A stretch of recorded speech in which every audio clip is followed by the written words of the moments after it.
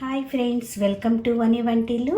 ఈరోజు మనం tiffin centre అల్లపు chutney ఎలా తయారు చేసుకోవాలో చూద్దాం. ఇలా కరెక్ట్ కొలతలతో తయారు చేసి పెట్టుకుంటే మీకు నెల రోజుల వరకు కూడా దీన్ని స్టోర్ చేసుకోవచ్చు.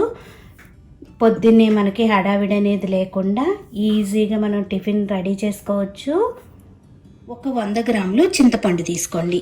ఈ చింతపండులో ఉండే ఇత్తనాలు ఈయనలో ఉన్నాయి కదా, వీటిని తీసేసి ఓ బౌల్లోకి వేసుకోండి.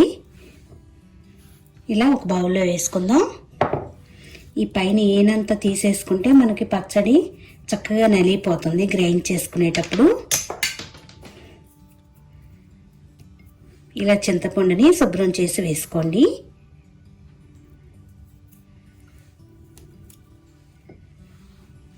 ఇప్పుడు ఈ చింతపండులో వేడి నీళ్ళని కాసుకుని పోసుకోండి. వేడి నీళ్ళు పోసడం వల్ల చింతపండు సాఫ్ట్గా అవుతుంది. మునిగేలా వాటర్ పోసి పక్కన పెట్టుకోండి.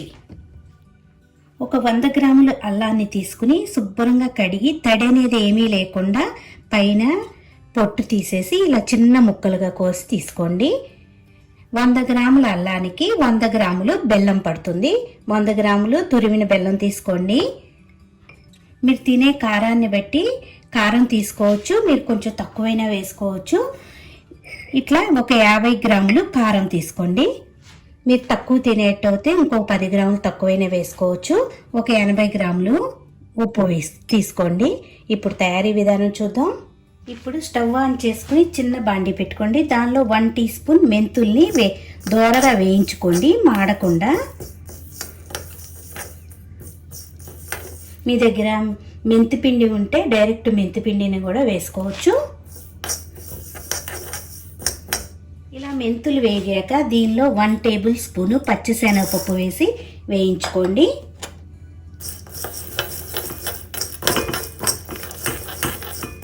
శనగపప్పు మెంతులు కూడా వేగిపోయినాయి.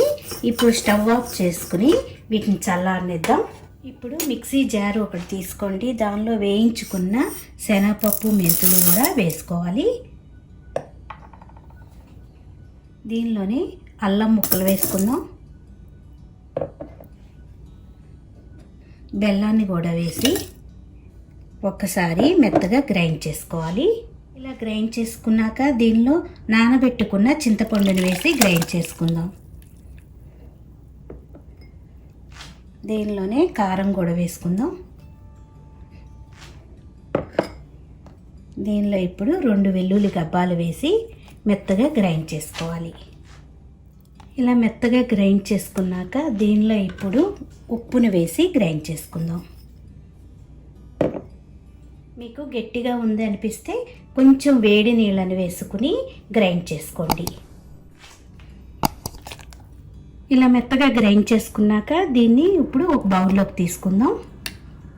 ఇలా బౌల్లోకి తీసుకున్నాక దీనికి ఇప్పుడు తాలింపు వేసుకోవాలి. స్టవ్ ఆన్ చేసుకుని తాలింపుకి ఒక బాండీ పెట్టుకోండి. దానిలో 4 టేబుల్ స్పూన్ల ఆయిల్ వేసుకోండి. ఆయిల్ వేడయ్యాక ఎండుమిరపకాయని ఇలా ఒకటి తుంచి వేసుకోండి. 2 వెల్లుల్లి గబ్బాలని కొద్దిగా ఇలా దంచి వేసుకోండి. పచ్చళ్ళకి వెల్లుల్లి వేసుకోవటం మంచి సువాసనతో చాలా రుచిగా అనిపిస్తుంది.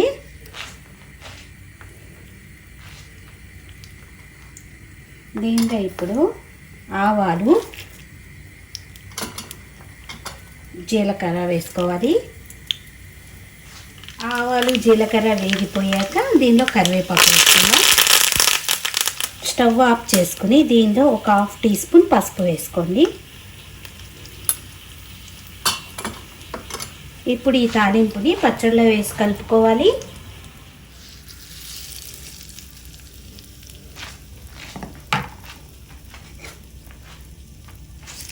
ఎంతో టేస్టీగా అనిపించే మనకి టిఫిన్ సెంటర్ అల్లపు పచ్చడి రెడీ అయిపోయింది. మీకు ఇంకొంచెం పలసగా కావాలంటే దీన్ని స్టోర్ చేసుకుని తినేటప్పుడు కొద్దిగా వాటర్ని కలుపుకొని తినవచ్చు. ఇట్లా దీన్ని గాజు సీసాలో స్టోర్ చేసి పెట్టుకుంటే మనకి నెల రోజుల వరకు కూడా దీన్ని తినచ్చు. పొద్దున్నే మనకి హడావిడి అనేది లేకుండా పచ్చడి అనేది రెడీగా ఉంటే టిఫిన్ చేసుకోవడం చాలా ఈజీగా అనిపిస్తుంది. ఇలా నచ్చితే మీరు కూడా ఒకసారి ట్రై చేసి చూడండి. ఈ వీడియో నచ్చితే లైక్ చేయండి, షేర్ చేయండి, కామెంట్ చేయండి. మరిన్ని వీడియోల కోసం వని వంటిల్ని సబ్స్క్రైబ్ చేసుకోండి. Thank you for watching.